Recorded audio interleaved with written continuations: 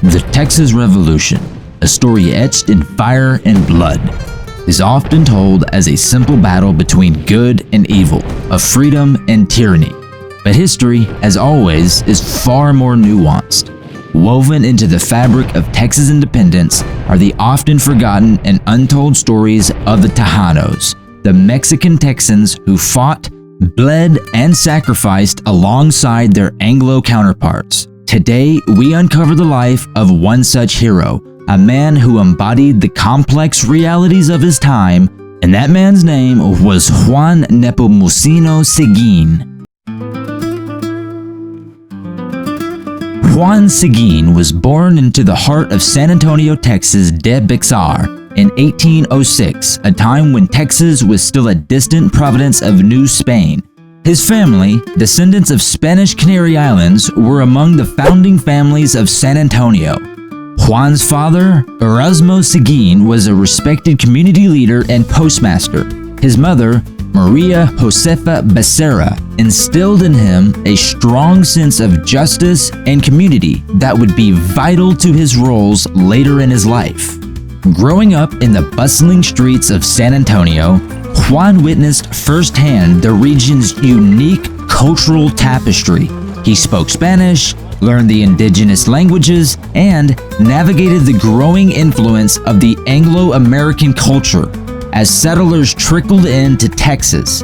This upbringing fostered within him deep understanding and respect for the diverse people who called Texas their home. Because at that time, it wasn't just Tejanos living there, it was a lot of indigenous people as well, and settlers from the United States were starting to migrate down into Texas. So it was a rich cultural tapestry of a bunch of different people. As a young man, Juan, much like his father, was drawn to public service. He witnessed Mexico's tumultuous transition from Spanish colony to independent republic, and the drafting of the Mexican Constitution of 1824, a document that promised equality and representation for all of its citizens, including Tejanos. Because you see, at that particular time, Tejanos and Mexicans were a little bit divided. The Tejanos were a little bit separated off into their own little region up north. So the promise of equality and equal representation for them was pretty much like saying the colonies of America were equally represented over there in London. So it was kind of a big deal for those guys. And Juan, he embraced these ideals, believing in a future where Tejanos would thrive as equals in an independent Mexico. Seguin's leadership qualities were undeniable. Elected as an alderman at the young age of 22, he quickly rose through the ranks of San Antonio. He served as the city's political chief and eventually as the alcalde, or the mayor, advocating tirelessly for the needs of his people. He helped establish schools, improved infrastructure, and always sought peaceful solutions to the growing tensions between the Tejanos and the influx of Anglo settlers. However, the promise of a united and prosperous Mexico crumbled under the iron fist of General Antonio Lopez de Santa Anna. In 1834, Santa Anna tore up the Constitution, dissolving the state governments and consolidating power in Mexico City all for himself. This disgusting and utter betrayal of the democratic ideals sparked outrage across Mexico. Nowhere more fiercely than in Texas, where both Tejanos and Anglos saw their hard-won freedoms from Spain slipping away from them. For Juan Seguin, this was a moment of reckoning. He'd dedicated his life to serving Mexico, but could he stand by as a dictator trampled the rights of his people? The answer for Seguin and many other Tejanos was a resounding no. When the call to arms echoed across Texas, Seguin chose the side of liberty, even if it meant taking up arms against the nation of his own birth. He could not stand to sit by and watch Santa Anna tear apart the country that he had dedicated his entire life to serving. When the Texas Revolution ignited in 1835, Juan Seguin did not hesitate. He traded his alcalde sash for a soldier's uniform, forming a company of Tejano horsemen known for their bravery and skill. And these weren't just reluctant soldiers fighting because they had to, but these men were fighting for their homes and families and for the future of their beloved Texas. They joined the Texian army, their lances and rifles a testament to their commitment to the cause of liberty. One of their first tests came at the siege of Bexar, a pivotal moment in the early days of the Texas Revolution. Seguin and his men, alongside Texian volunteers, laid siege to San Antonio de Bexar, then under the control of General Martin Perfecto de Cos, Santa Anna's brother-in-law. After weeks of fighting, Cos surrendered and Seguin's troop, hailed as heroes, raised the Texian flag over the city. But triumph was fleeting. News reached Texas that Santa Anna himself was marching north, leading a massive army fueled by vengeance. As Texian forces scrambled to prepare, Seguin and his men joined William Barrett Travis at the Alamo. A crumbling mission turned into a desperate last stand. Inside the besieged fortress, a fateful decision was made.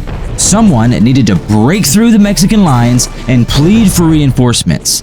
And who was chosen? Of course, it was Seguin. Chosen for his loyalty and horsemanship, he accepted the perilous mission. Under the cover of darkness, he slipped through the Mexican lines, carrying with him the desperate hopes of the Alamo's last defenders. Though he rode with all of his haste, Seguin could not outrun the tragedy. The Alamo fell, its defenders massacred, but his mission continued. Now it was about protecting those that was fleeing Santa Anna's wrath.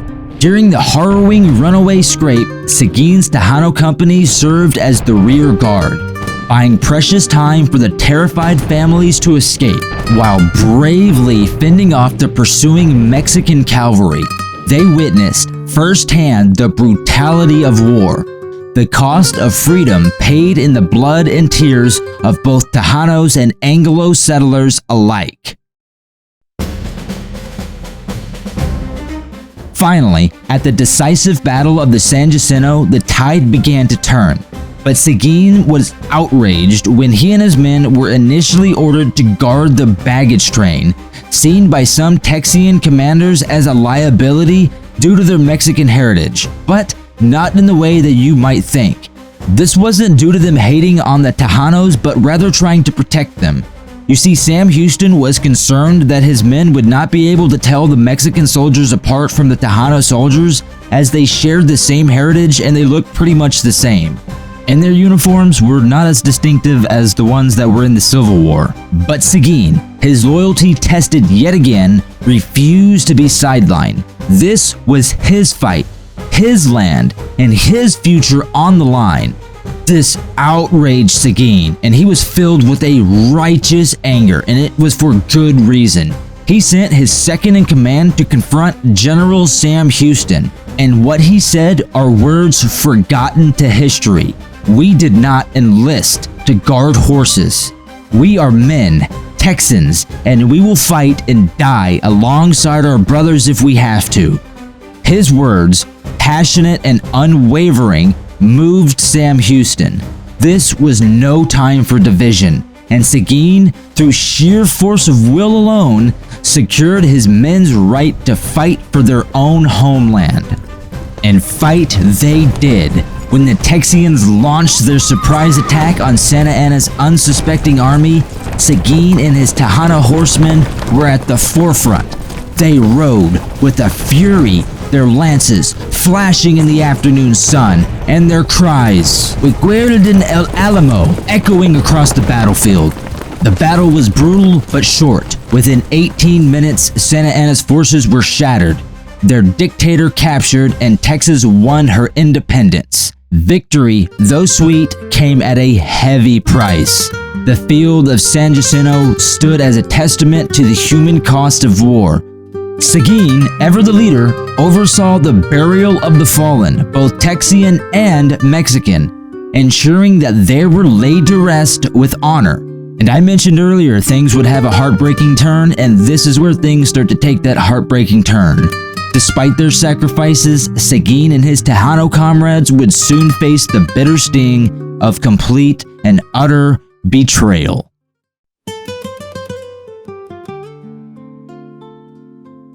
You see, the Texas that Seguin had fought so hard to defend was rapidly changing.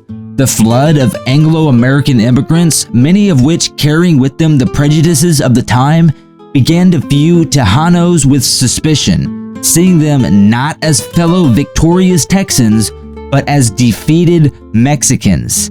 Their land, their culture, and the very society that they helped build and shape was increasingly under threat. Seguin, nonetheless, was elected as a senator in the new Republic of Texas. He fought tirelessly for the rights of all Texans, but his efforts were met with the resistance and hostility.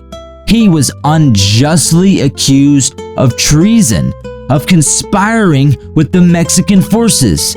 Facing threats against himself and his family, he was forced to flee to Mexico, seeking refuge from the people that he had just fought against, his enemies in Mexico.